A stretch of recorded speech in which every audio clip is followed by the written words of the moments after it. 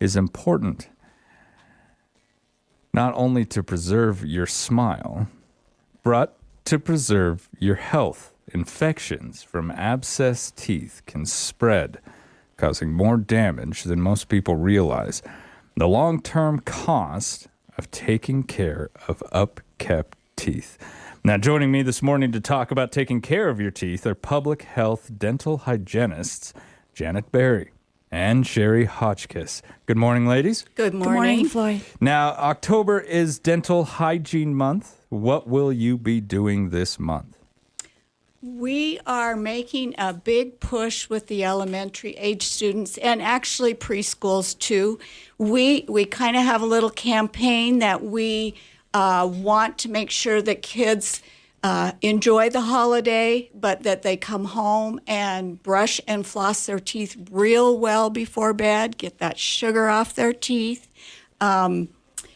So we are passing out to all the young children. We're giving out 2,500 toothbrushes. Wow. Floss. We're giving books to preschools and kindergartens. Why do I need to brush my teeth? So we really want October to be about oral health as well as Halloween. And, I'm gonna skip down a couple questions here, but what is it about sugar that is so bad? What causes sugar to decay teeth? The bacteria in your mouth break down that sugar. Digestion begins in your mouth, and the bacteria break down sugar and produce an acid. When they're breaking down the sugar, a byproduct of that is acid, and that acid softens the enamel on your teeth.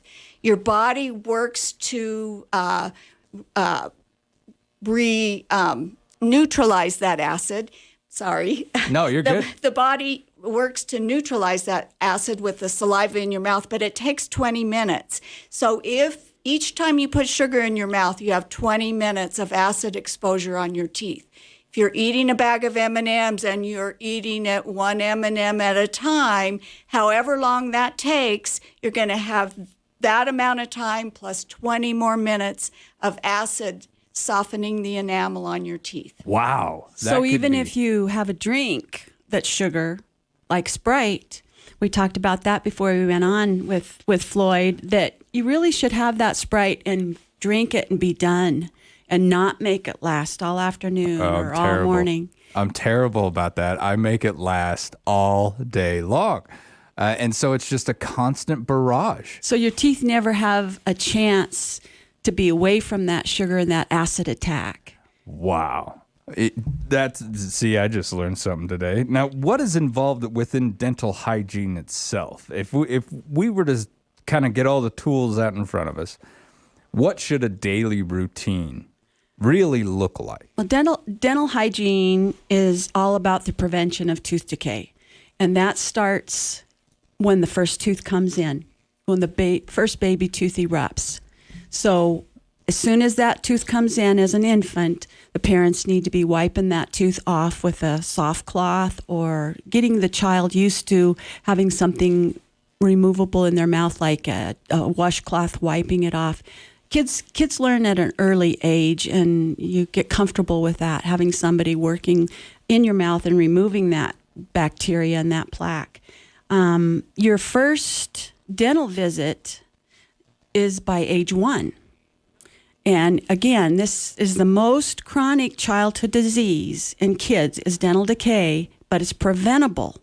And so by age 1, if you have that first dental visit, we can prevent, that dental office can help you prevent tooth decay. You don't have to have cavities as you age. You don't have to have false teeth as you age. This is something that we really want to push this month, as it is preventable, but it is very fluent in our society. So we want to change that mindset. To prevent decay, we all know what to do most of the time is brushing twice a day, before school or before work and before bed, and flossing once a day, using a fluoride toothpaste. The fluoride remineralizes and strengthens that enamel, so it can be one of those key factors in helping prevent tooth decay. And then, of course, visiting your dentist, regular dental checkups for prevention so that you can eat and have a healthy smile. You know, why is it so difficult to and I guess it depends on the kid. I shouldn't say this about all children, but to get them into the habit of doing this small practice that only takes about 2 to 3 minutes. But it's just, it can be a bear to get kids to brush their teeth. Have you learned any techniques or anything that would help that along? Kids learn by example. So if you're taking care of your teeth, they see that you're brushing and flossing before bed, and seeing your dentist regularly, and you're avoiding excess sweets. Kids are going to pick up on that, and that's going to make a difference for them. Kids, as Janet said, we start at birth working to prevent tooth decay. So if a child has had their mouth cleaned twice a day regularly from birth until they can take over the job themselves, which is around 6 or 7 years old, they're going to be more likely to incorporate that habit. If you're willy-nilly as to how you take care of your child's teeth, then they're not going to have those skills to build that habit. That precedence isn't going to be put on them. Yeah. Kids are also habits. Their habits are developed at a young age. They get into routines. And I think it's, for as far as being a parent for myself, is just having that nightly routine where it's my turn to help you brush until about age 7, really, and checking those kids before they go to bed, making sure they're plaque free, and helping them floss. Usually kids around 2, 18 months to 3, maybe around 2. They decide they don't want you to do it anymore. They want to do everything themselves. Right. I can zip up my own coat. I can put on my own snow pants. Yeah. I think it's really important to make it as fun as you can. Brushes are designed, some of them play music and some of them light up. We recommend 2 minutes, which is going to seem like a long time to brush your teeth to really do a good job. Research has shown the longer you brush, the more likely you're going to do a better job.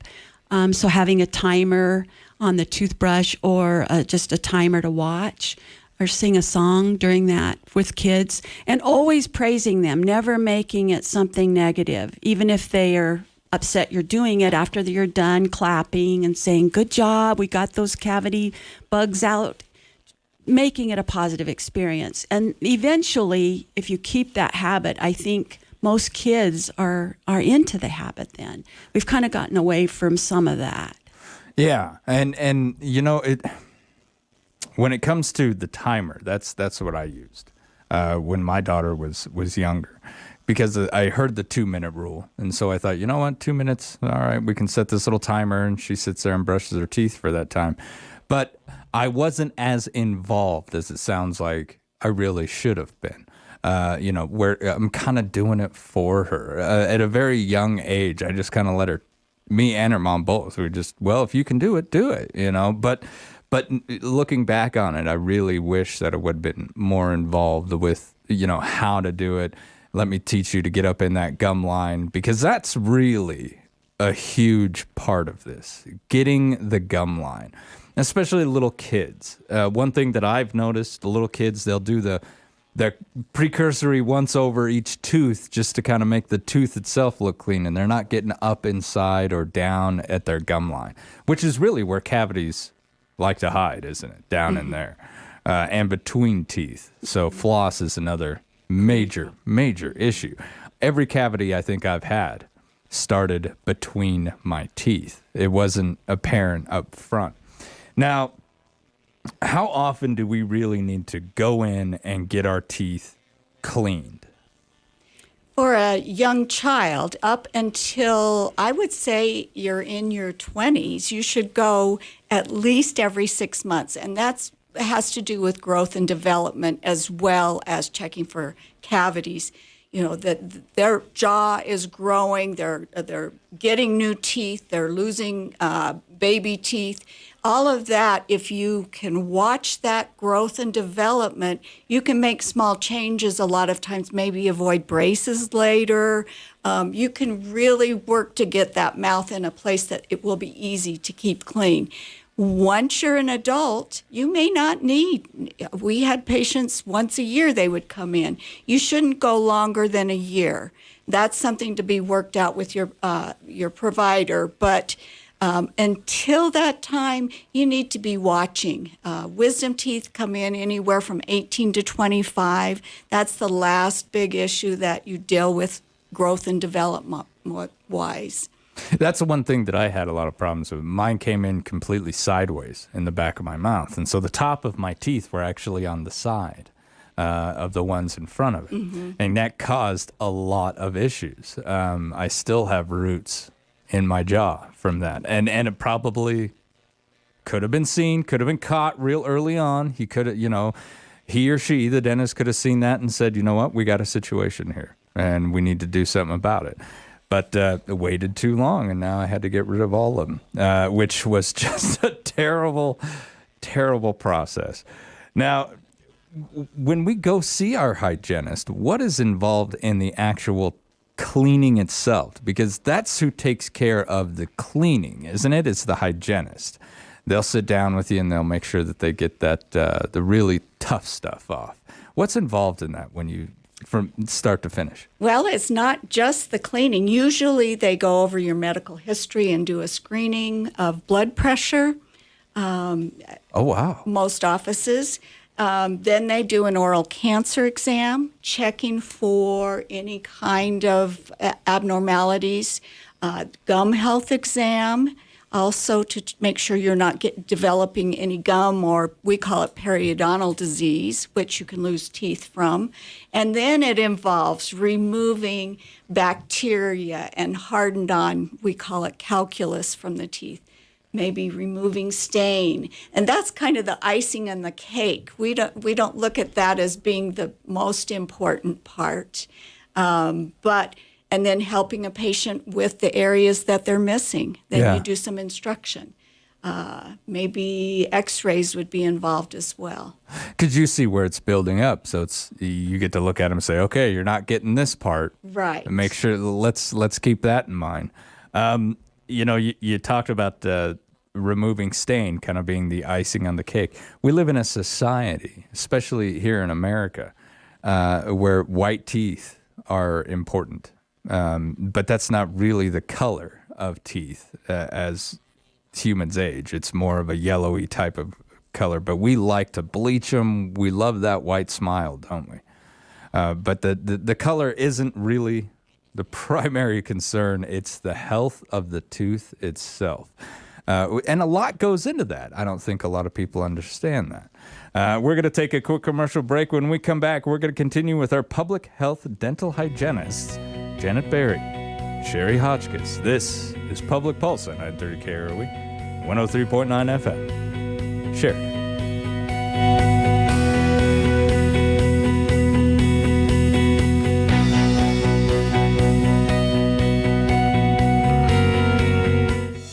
At Eliason Financial, money management isn't just about dollars and cents. It's about dreams and opportunities, and more importantly, family. We'll take time to get to know you. Then we'll develop a unique wealth management plan that works hard, just like you. To learn more about who we are and what our wealth management advisors can do for you, visit Eliason Financial online or call 307-672-3010. Securities offered through Royal Alliance Associates, Inc., member FINRA, SIPC. You bagged your trophy elk. Now imagine having its ivory handcrafted into the perfect piece of jewelry. At Legacy Diamond & Gems, their in-house jewelers can take your memory of the big hunt and preserve it into fine pieces of jewelry to last generations. Using your imagination, the skilled jewelers at Legacy Diamond & Gems can create something truly exceptional. Visit them at 11 North Main Street or online at legacydiamondgems.com. Hurry in now. Have you heard? Sheridan's own Vacutech is growing, and they're now hiring part-time weekend workers. Open positions include general labor, machine operators, craters, and more. Vacutech is offering weekend premium pay and a $2,000 sign-on bonus. This is the perfect opportunity to make extra money or even a great living while working weekends and enjoying the week off. For more information and to apply, visit Vacutech's Open Opportunities page on their website at vacutechllc.com. Your time is valuable, especially when you are sick or injured. At Sheridan Memorial Hospital Urgent Care, once your visit is complete, we can send you home with the prescription medications you need to feel better right away. You get the medications you need immediately, with no extra stops or waits on your way home. This is Dr. David Nickerson, Medical Director at Sheridan Memorial Hospital Urgent Care. Our new take-home medication service is just one more way we deliver value and convenience to our patients. Walk-ins are always welcome, or you can save your spot online at SheridanUrgentCare.com. Okay, when you get that Country Bounty this week, open to page 2. That's right behind page 1 and start hunting for a great deal at Prime Rate Motors. Just like that trophy buckler bull, you got to go where the game is, and that Country Bounty ain't gonna open itself. There are 24 cars, trucks, and trailer deals just waiting to be bagged by you, the hunter of good deals. Right there behind that first page. Take a deep breath. Turn that front page, put that prize in your sights, and pull the trigger on the best deal you'll find anywhere. Prime Rate Motors, page 2 in this week's Country Bounty.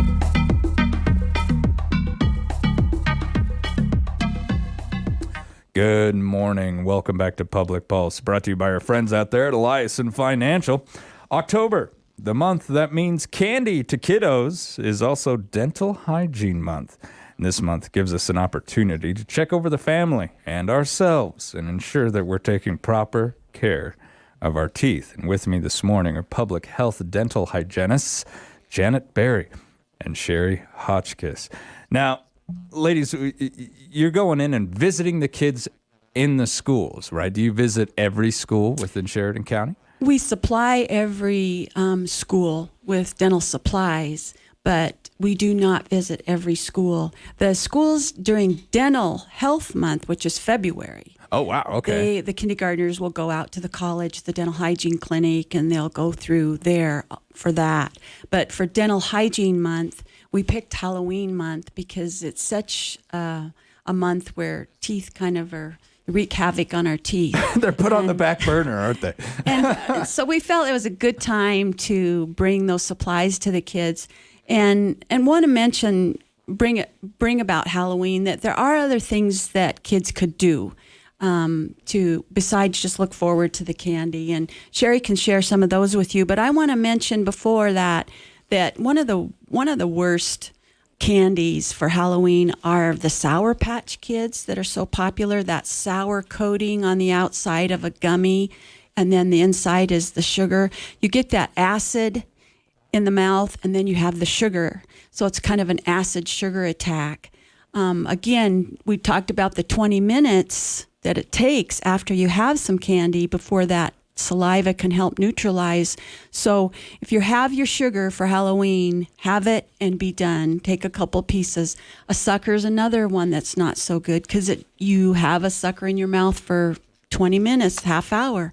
You don't give your mouth a break from that. So those are, if you have your Hershey Kiss, you can chew it and swallow and you're done. And then that saliva can neutralize. So some of those, there are some better choices, and then there's some really activities are always a good thing to do for Halloween. The focus is on sugar, so that's why we are here to really push to make sure they go to bed don't go to bed without brushing your teeth and flossing and using a fluoride toothpaste for sure. Sour Patch, you guys, you're breaking my heart. Well, and I have to say, Janet mentioned, but the reason they're sour is it's acid. If you look at the package label, one of the first ingredients is going to be acid. So it's above and beyond the acid that is produced by the bacteria in your mouth. That there's a coating on them to make them sour, and that sour taste is acid. Yeah. So it's bad enough that if kids eat a lot of that, they don't even want you to brush afterwards. Oof. Because your teeth will soften from that acid. It's a pretty... Oh, my goodness. So really need to limit that type of candy, the Sour Patch. Drink milk after. Yeah. Water. Yeah. I know it's a popular flavor, but it's one to be watching out for. Now, this probably goes for all sour candies then, right? Yeah. Man, that's tough. I love sour candies. Now, I've got a question. One thing that is always kind of added to a routine, it doesn't have to be, but often we talk about it, are mouthwashes. When my daughter was very young, there was a mouthwash that would stain her teeth unless she brushed her teeth. And so we would rinse our mouth, and then we'd say, okay, now it's time to get all the red off, and that's how she would do it. Are those good? And when it comes to mouthwash, what should we be looking for? Mouthwash, I haven't seen the kind, we call that disclosing solution when it adheres to plaque. I haven't seen that kind lately. That would be a good kind to use if it helps with your brushing. I would say the one ingredient to look for would be fluoride in a mouthwash if you have that. Older people sometimes get some help from some of the bacteria. Like mouthwashes, the Listerine. Listerine. Yeah. I was trying not to say a brand. It does kill some bacteria, but as a rule, that shouldn't be your major way to remove bacteria in your mouth. It's the brushing and flossing. The mouthwash can help it a little. Younger people need fluoride. They need to be strengthening those teeth. That's the biggest concern with kids. So make sure that we've got fluoride in that mouthwash. That's the number one concern. If you use a mouthwash, it's not necessary to have that as part of your routine, but some people just like the freshness that it gives. I always likened people that would use a mouthwash and not brush and floss first. It's like putting on perfume without taking a bath. Yeah. You would never do that. And so if you first have to remove the bacteria and the germs in the mouth, then if you want to do something like a mouthwash, that's up to you. But the physical movement of the brush and the floss are necessary.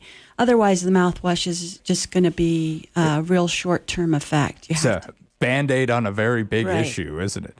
Now, what you talk about, like the movement of the toothbrush. I use a pretty fancy toothbrush. Are they worth the money? In some situations, they use like a sonic type of device to help scrub your teeth.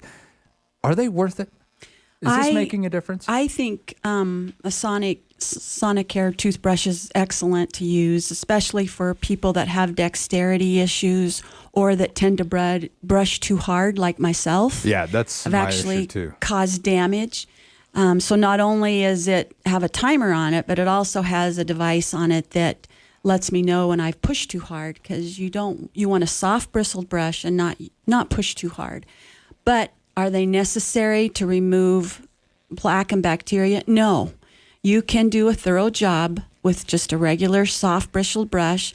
The most common mistake we see with kids is using a brush that's too big for their mouth.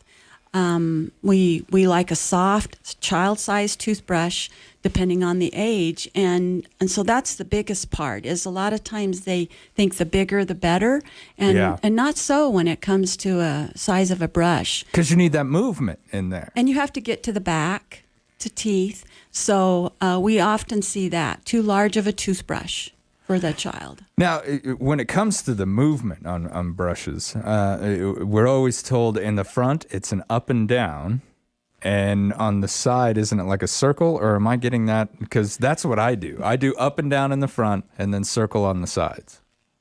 It should be, actually, if you want to get technical, it's kind of a vibrating motion. Okay. So you don't want any big motions. You're using a small little vibrating motion, keeping those bristles concentrated at the gum line. That's where plaque forms first, and there's a little crevice there that the bacteria can really hide in. So you want to try and keep that bristle pretty much in that area with a small little vibrating motion to get under the gum line with it. I think that when people see commercials, they're usually brushing in an up and down and only brushing the smile area or a sawing motion, and both of those are incorrect. We usually teach kids a small circular stroke when they're first learning, and then it comes into the vibration motion that Sherry talked about. So up and down and back and forth and assign, you can actually do some damage. Wow. You know, you're changing a daily habit of mine right now because I didn't know that. So now I'm going to go Circles. I'm going to go little circles from here on out. Now, ladies, I want to thank you for coming in today. It's always a pleasure having you. And I walk out of here every time we visit every year because you come in about once a year. And I walk out of here with new knowledge every single time, and I greatly appreciate it. Yes, go ahead. I have one more thing to Please do, add. please. Before we end, we just need to give a shout out to the BF and Rose H. Perkins Foundation and the Chandler H. and Mercedes K. Kibbe Foundation. These foundations have been so awesome in supporting us with oral health for many years. And all of what we do is done because of them. So I greatly appreciate them. You can't do what you do without them doing what they do. Again, thank you, ladies. Greatly appreciate you coming in. Thanks. All right, when we return, we're going to speak with Tim Tarver about a free plan for the future of your estate. This is Public Pulse on 930 KROE, 103.9 FM. Shared. At Eliason Financial, money management isn't just about dollars and cents. It's about dreams and opportunities, and more importantly, family. We'll take time to get to know you. Then we'll develop a unique wealth management plan that works hard, just like you. To learn more about who we are and what our wealth management advisors can do for you, visit Eliason Financial online or call 307-672-3010. Securities offered through Royal Alliance Associates, Inc., member FINRA, SIPC. With Harker Mellinger LLC. Since 1983, Harker Mellinger has been a leading accounting firm in Sheridan. We are here to help you succeed in your business and provide services which are customized to meet your financial needs and allows you to spend more time managing your business. Call today to see how we can provide you with cost-effective solutions. 672-0785 in Sheridan. Harker Mellinger. Our focus is where you're going, not where you've been.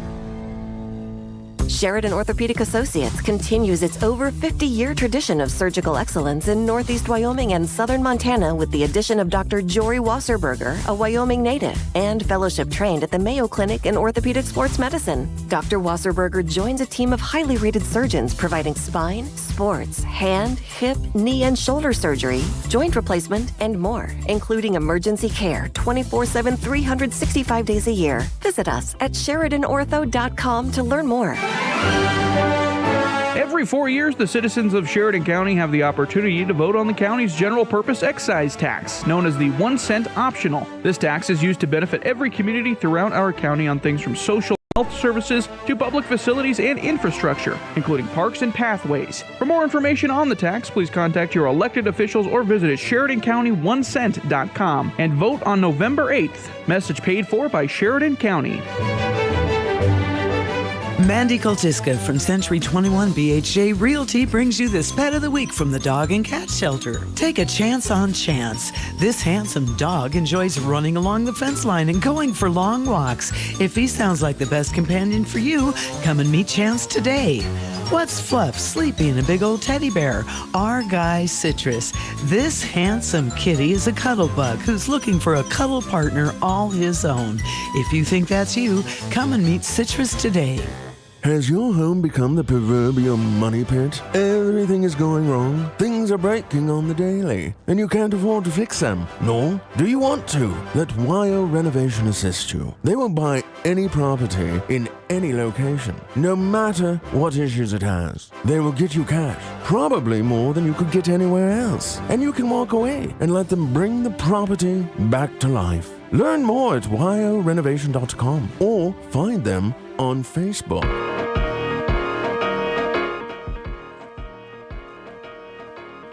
Good morning and welcome back to Public Pulse, brought to you by our friends out there at Eliason Financial. I'm Floyd Whiting. According to the American Bar Association, estate planning is a process involving the Council of Professional Advisors who are familiar with your goals and concerns, your assets, and how they are owned, as well as your family structure.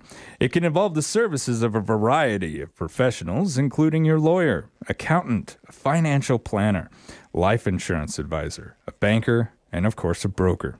Joining me this morning to talk about an upcoming seminar that will help you with this complicated process is lawyer Tim Tarver and Executive Director of the Hub on Smith, Carmen Rideout. Good morning, Tim and Carmen. Good morning. Now, estate planning. We were talking, I was telling you a little bit that it was something that the military had you do in a very precursory type of situation. You went in, you talked about your will, and you talked about your power of attorney. The two big ones, I would probably say, and that's a layman.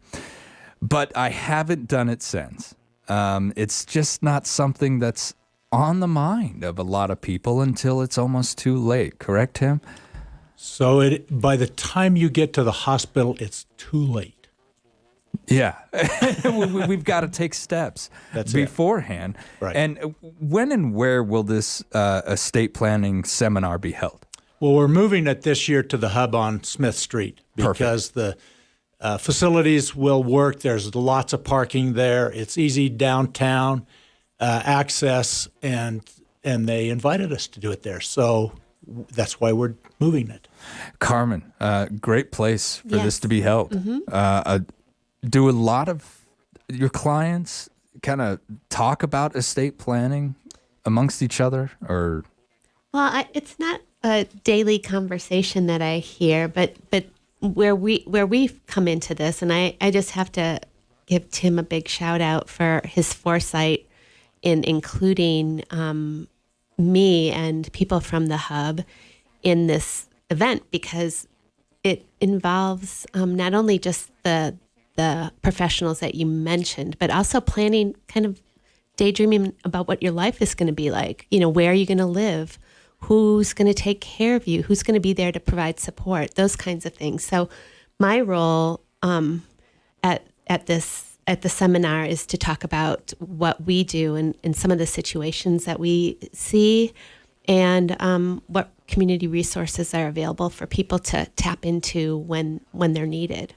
You know, Carmen, I'm going to go off topic here just real quick. But first off, I want everyone to know that the Hub on Smith is not just a senior center. It's a community hub. This seminar is for everybody. Mm-hmm. If you're 25 years old and you're one of those people who likes to plan, this is a fantastic opportunity to learn something and be so far ahead of the game. Because as I said before, it's not something that we all think about. So what exactly is the seminar going to teach us? So we address a number of things. One is the very common estate planning devices, like wills, trusts, and advance healthcare directives and powers of attorney. We'll talk about those things. We'll talk about when is it better to do a will and when is it better to do a trust. We'll talk a little bit about planning for long-term care, which is a big part of what Carmen is there for, because, you know, the biggest single threat to family capital now is long-term care costs. I mean, the nursing home costs are bleeding the lifeblood out of the middle-class families. And there are ways to plan for that, not just legal things, but things like what services can be provided from the community for somebody to remain in their own home, which delays it and sometimes eliminates the need for people to go to a nursing home. So we'll talk a little bit about other things that we do in planning when it becomes obvious that somebody is going to need to go to a nursing home. How do we, are there things that we can do to preserve part of their estate or maybe all of their estate? So it is planning for passage of family assets at death, but also preserving family assets during life. And that's a fantastic point, sir. And I'm really glad that you guys are focusing on that, because you're right. There's so many great services offered by the Hub where I get to enjoy my retirement right there at home. I don't have to go to a long-term care facility or a nursing home or anything like that. I can have my meals brought to me. I can have someone come to my house and clean. I can have someone come to my house and exercise with me. I mean, there's just so many other options now that save money in the long run. I do know that long-term care facilities the costs are expanding every year. And some of those nurses are getting so difficult to find. When we talk about a will, what happens if I were to pass away and I don't have a will prepared? Well, we have a statute in Wyoming. All states have a statute called an intestacy, the statute of intestacy, which says where your assets go if you die without a will. And it's a formula based on whether you're married or not married, whether you have children or don't have children, whether the children are the children of your spouse or maybe a previous spouse, has all these permutations. And it is, it was originally written when this state was a territory in 1880, and it has not been changed a lot since. For some people, it works okay. For a lot of people, because our families are not like they were in 1880, it doesn't work very well. For example, it says that if a person who is married with children dies without a will and owns separate property, doesn't apply to jointly owned property, but owns separate property, that their property goes half to their spouse and half is divided among their children. Well, that might be children who are minors, who don't have the legal capacity to deal with the property. It might deprive the spouse of sufficient assets to maintain the family's well-being. So it just is not a great solution for most people to rely on the statute of intestacy. To have that divided, taxes, they seem to increase every year.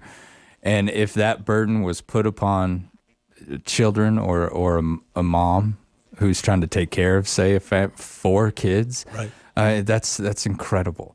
Now, what will a will do?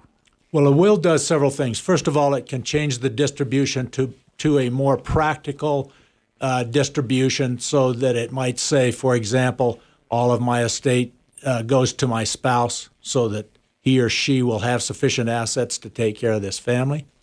You get to appoint a personal representative. You get to say who is going to be in charge of your estate. It usually includes something called a power of sale, which means that the personal representative can deal with the assets without constantly going to the court for permission, which is oftentimes really essential, particularly when we have estates that have a lot of stuff that needs to be gotten rid of before the final distribution of the estate. And when we have to run to court every time to, sell mom or dad's household furnishings or their car or their house or whatever it is, I mean, it increases the time. It is sort of unnecessary. Yeah, and really difficult during that time period. Difficult at a time when the people don't need that difficulty in front of them. When you're trying to mourn and then you have to go and deal with that on top of it. It's almost like we can't think straight. And here we are in a situation where we absolutely have to. Correct. Now, what will a will not do? Well, a will assumes that your estate is going to go through probate. So it will not eliminate probate. And oftentimes in my office, we hear somebody will come in and say, I shouldn't have to go through probate because, my spouse or my parent or whoever it is left a will. So it's an automatic thing. That's not really the case. Probate is a process that starts with determining whether the will is a valid will or not, but also creates the authority of the person, called a personal representative, to deal with the estate. And without that, that person has no real power. So a will does not eliminate that. For those people who want to not go through probate, they need to consider using a trust instead, because there's still a process with a trust, but it's not court supervised. So explain that to me a little, in a little bit more detail when it comes to the difference between having a will and having a trust. Because I'm sure a lot of individuals around here, especially landowners, would look more into the trust option. So trust, there are two fundamental purposes of a trust. One is to eliminate the need for your estate to go through probate, and the other is privacy. Probate is a public process. It goes through the court, so court files are open to the public. Anybody can go see what the list of your assets are, who your creditors were, who you left your estate to. With a trust, none of that happens because the process is not judicially supervised. The will says who the successor trustee is going to be. We file a document with the court called an affidavit of succession of trustee, which says this person is now the trustee of this trust, and they go forward. They have obligations. They have, for example, an obligation to account to the beneficiaries, but it doesn't happen through court. What other forms would be a good idea to have when I sit down with my lawyer and I start going, okay, let's prepare this, and I'm sure my lawyer will say, it's a good idea. But for those listening, what should we keep in mind as far as paperwork to have so everything goes smoothly should anything occur? So for essentially everybody who is an adult, they should have 3 documents, which is a last will and testament, a general durable power of attorney, and a document that's now called an advance healthcare directive, although it used to be called a medical power of attorney. Same thing, different name, but it's same thing. So whether you're 20 years old and you're married with no kids, or whether you're 20 years old, married with kids, or whether you're 80 years old and you don't have an estate that you want to have in trust, everyone should have those 3 documents. The will becomes effective on death. The power of attorney and advance healthcare directive are effective during your life and cease to be effective on your death, but they're also extremely necessary. If you go to the hospital and can't pay your bills because maybe you're in a coma or you're in the emergency room, so business needs to continue, and that's done with a power of attorney. You designate somebody as your agent with authority to pay bills, take care of business for you. So that's an essential document. The other one, the Advanced Healthcare Directive, is to make medical decisions when the doctor determines you can't do that yourself. Very important documents to have. Exactly. And I'm sure a lot of individuals out there like me haven't really prepared these things. In my younger years, the service prepared it for me. The JAG sat there and said, tell me what you want. Mm-hmm. And they typed something up and you signed the bottom. And if your wife was there or your husband, and they signed it with you. And that was that. Probably a very baseline document. Right. How long should I sit with my lawyer to prepare a will? How long can this take? So there needs to be a conversation about you to begin the process. And that, in our office, takes about an hour.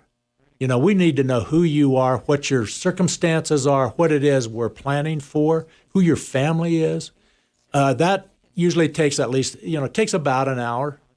And then there's a drafting. It takes us a while to draft them. We send them out for people to review so we can make changes if necessary. So it's not something that is done on the spur of the moment. You need to be prepared to take some time to think about it carefully, about what you want it to say. If you have children, you need to be a little bit more careful because you're going to be asked to designate a guardian for your minor children, which is the hardest part for families to determine who is going to take care of their kids if they're both gone. So that itself usually takes a little bit of time to parse that out. Oh, absolutely. Could take months, if not a year or more. Right. The other thing people need to understand too about that is that these documents can all be changed. particularly that's important with a guardian because, when you're 25 years old and you've got, a couple of little kids and you think you want your best friend to be the guardian because they think like you.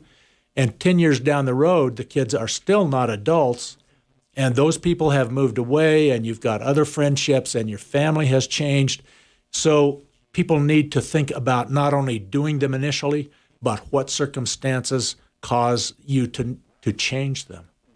Absolutely. That's something that I wouldn't have even considered because it's one of those situations where I would think a lot of individuals get something done, they put it in the safe, and that's that. We can walk away from it. But this is a living document. This is something that has to be updated.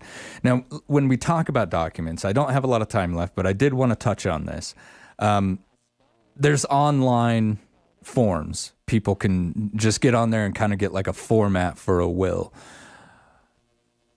I'm not trying to push to get a lawyer, but at the same time, in the interest of protecting people and their assets, are those online forms. I can just print this and sign it and everything's good. Would you advise that at all? Well, so if you're a cookie cutter person, you're just the same as everyone else. I don't know, maybe those work. If you are not a cookie cutter person, those do not allow you to make the modifications that normally are necessary to accommodate individual circumstances. Absolutely. And the other problem with them is that oftentimes people fill them out wrong, and then they become ineffective and don't do what the people thought that they were going to do. And they contain specific words that have meanings that sometimes people don't understand. They make assumptions about what those words mean, and they may not mean what people think they mean. You would say 18 years old is the age of majority in Wyoming now. That it's a good time to start planning? I think it is. Estate planning is a process, not a project. When you start when you're 18, that's great. But after 18, there are going to be lots of changes in your life. And so you need to adjust that, when you get married, when you have kids, when circumstances change, if you inherit from your parents or you buy a house or, there are lots of times when you need to rethink what you did when you were 18. Carmen, when is this happening? It's happening this Saturday at 9 o'clock down at the hub. It should last until about 3. Usually lasts till about 3, and at the very end we have a question and answer session so people can ask things that are of interest to them that we didn't address. I want to thank you both for coming in this morning. I greatly appreciate it, and thank you for keeping this on the forefront of our minds. Thank you. We appreciate it. You've been listening to Public Pulse on 930 KROE and 103.9 FM, Sheridan. At Eliason Financial, money management isn't just about dollars and cents. It's about dreams and opportunities, and more importantly, family. We'll take time to get to know you. Then we'll develop a unique wealth management plan that works hard, just like you. To learn more about who we are and what our wealth management advisors can do for you, visit Eliason Financial online or call 307-672-3010. Securities offered through Royal Alliance Associates, Inc., member FINRA, SIPC. Living room seating at Moss Holders Design Center is on sale. Choose your favorite sofa, love seat, or sectional and get a new look for your living room this fall. Relax with a new reclining sofa or make room for those large gatherings with a new American-made sectional.